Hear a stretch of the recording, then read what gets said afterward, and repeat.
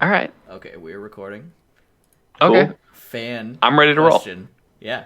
All right. All right, Todd. Here's your questions being read to the whole cast. We're going to talk. I have not read your question yet because I left disc golf and immediately came home to get ready to do the podcast. So here is your question. 1. Was the intention of the film that the Candyman was actually Helen acting in his metaphoric behalf, or was the illusion just a device for him to further drag her into his world? We're talking about Candyman 1. Yes, this is the original Candyman. With Helen. Yeah. I personally like the more textual argument of Candyman being real. Okay. Again, this is obviously this is up to interpretation, but it's a horror movie, right? So it's more fun that way, right? And it works either way, and it works in both.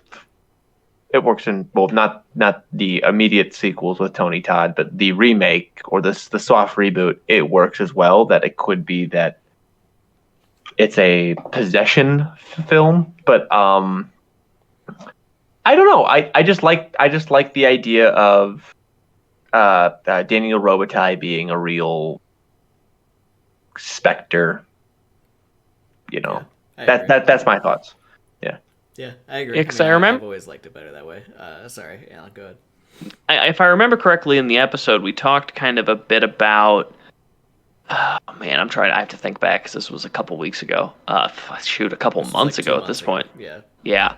I want to say we talked about how there were just questions raised in general of like, well, is Helen now just like a Candyman that is around?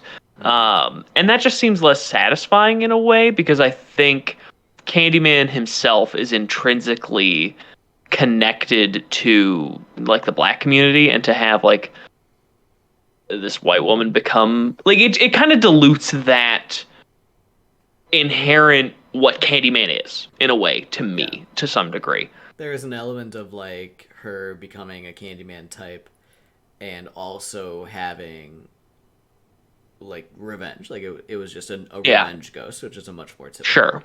you know. So I guess the crux of the question, right, is do we think Helen becomes a Candyman specter? Right, that's like the main question there. Mm-hmm. The intention of the film that the Candyman was actually Helen acting in his metaphoric behalf, or was the illusion just a device for him to drag her further into his world? So yes.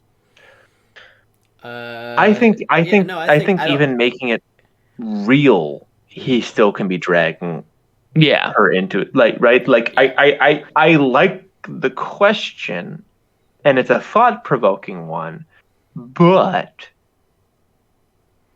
is it a question of method, or is it a question of like, is this does this turn this movie into a psychological slasher versus a normal slasher, right? I think it's more asking a meta question than it is really does it change anything about the plot. Yeah, I get what you're saying. I think I brought that up on the episode actually because I love bringing that up. It's like, did this really happen? And with Candyman specifically, I like to say yes, it did. You know, Candyman really was there. He really did those things. But it's interesting because you can really only discuss that in regards to the first movie as a standalone, because all of the sequels make that question. There's a right answer if you take all of the sequels into account. Mm-hmm. Well, thanks, Todd. Yeah. Anybody else? If you got any other questions, feel free to let us know. We're happy to talk about them. It's a fun time for us. Yeah, and it can even be a movie we haven't covered. We'll just make Alan watch it just for your Q&A. Exactly. I'll do it. I decided to watch an entire franchise for franchise dissection. Why not? Yeah. There you go. Awesome. Thanks. Sweet.